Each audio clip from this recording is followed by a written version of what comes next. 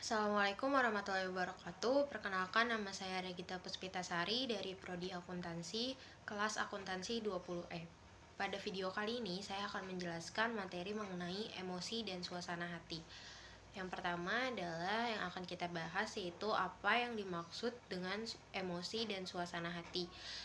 Dalam analisis, kita akan memerlukan 3 istilah yang erat maknanya, yaitu afeksi, emosi, dan suasana hati. Afeksi adalah istilah yang mencangkup perasaan dan suasana hati seseorang yang meliputi emosi dan suasana hati. Nah, emosi sendiri artinya perasaan intens yang diarahkan kepada seseorang. Suasana hati, perasaan yang kurang intens jika dibandingkan dengan emosi. Suasana hati biasanya muncul tanpa sebab atau peristiwa tertentu. Selanjutnya adalah, menurut para ahli, emosi lebih cepat datang dan pergi jika dibandingkan dengan suasana hati. Emosi adalah reaksi seseorang terhadap sebuah peristiwa.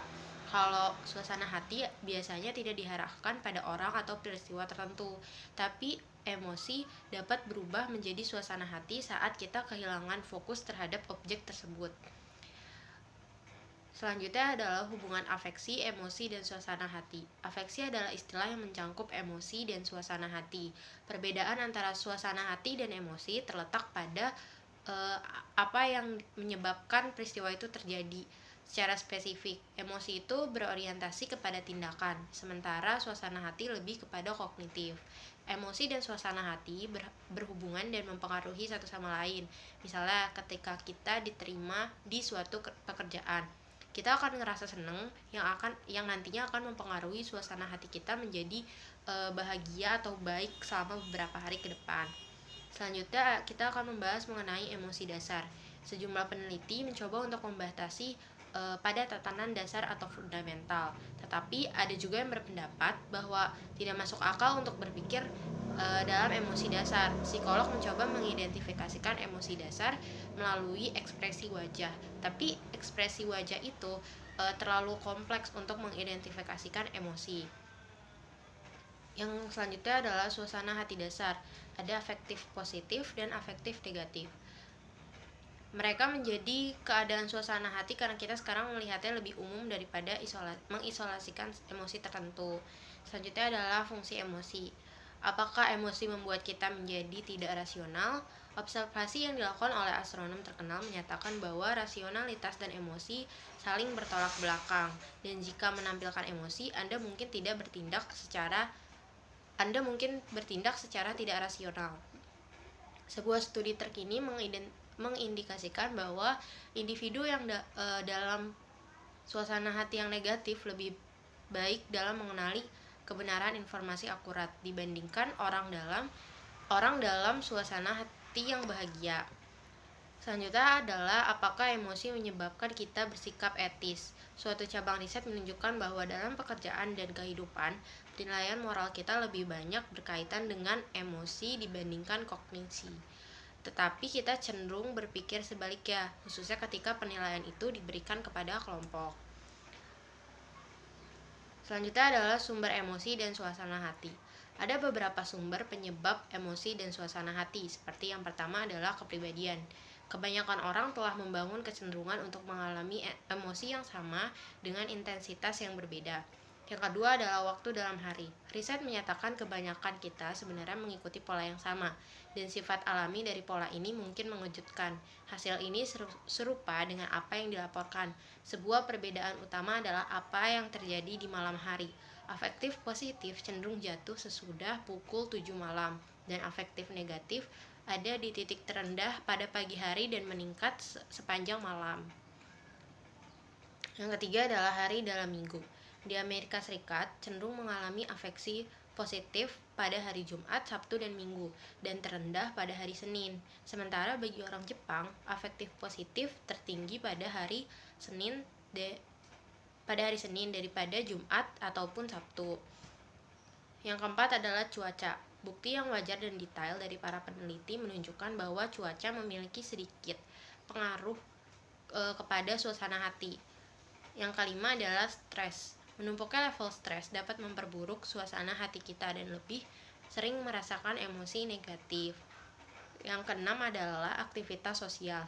Riset menyatakan aktivitas sosial yang bersifat fisik, informal, atau kuliner lebih kuat asosiasinya dengan kenaikan suasana hati positif dibandingkan peristiwa formal. Yang ketujuh adalah tidur. Salah satu alasan bahwa waktu tidur yang tidak cukup atau dikurangi mengganggu pengambilan keputusan dan membuat sulit untuk mengendalikan emosi. Yang kedelapan adalah olahraga. Riset secara konsisten menunjukkan bahwa olahraga meningkatkan suasana hati seseorang. Yang kesembilan adalah umur.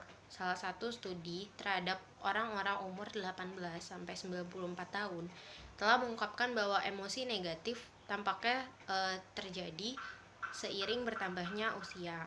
Yang ke-10 adalah jenis kelamin. Bukti menunjukkan bahwa wanita lebih ekspresif dibandingkan emosional daripada pria. Mereka mengalami emosi yang lebih intens. Selanjutnya kita akan membahas mengenai emosi pekerja. Menampilkan emosi palsu juga membutuhkan kita untuk meredam yang sebenarnya.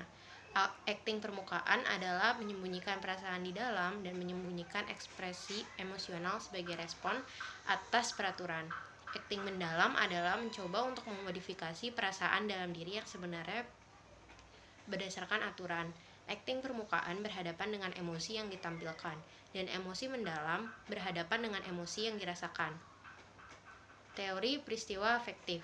Sebuah model yang disebut teori peristiwa afektif menunjukkan bahwa pekerja bereaksi secara emosional pada hal yang terjadi di tempat kerja, dan reaksi ini mempengaruhi kinerja dan kepuasan kerja. Teori peristiwa afektif memiliki dua pesan penting. Yang pertama adalah emosi memberikan pandangan yang berharga tentang bagaimana peristiwa yang terjadi di tempat kerja mempengaruhi kinerja. Yang kedua adalah pekerja dan manajer seharusnya tidak mengabaikan emosi atau peristiwa yang mempengaruhinya. Selanjutnya adalah kecerdasan emosional. Kecerdasan emosional adalah kemampuan seorang untuk menilai emosi dalam diri dan memahami makna emosi dan mengatur emosi seseorang secara teratur dalam model alur. Beberapa studi menyatakan kecerdasan emosional memainkan peran penting dalam pekerjaan.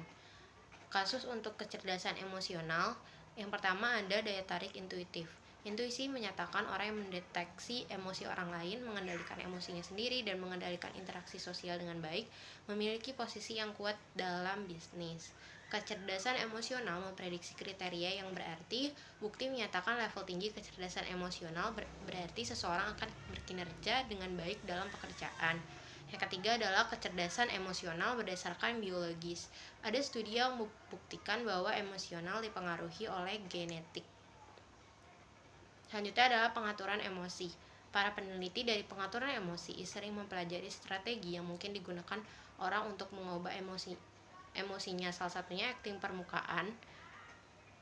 Studi mengindikasikan bahwa teknik pengaturan emosi yang efektif mencangkup mengakui, bukannya menekan respon emosional atas situasi.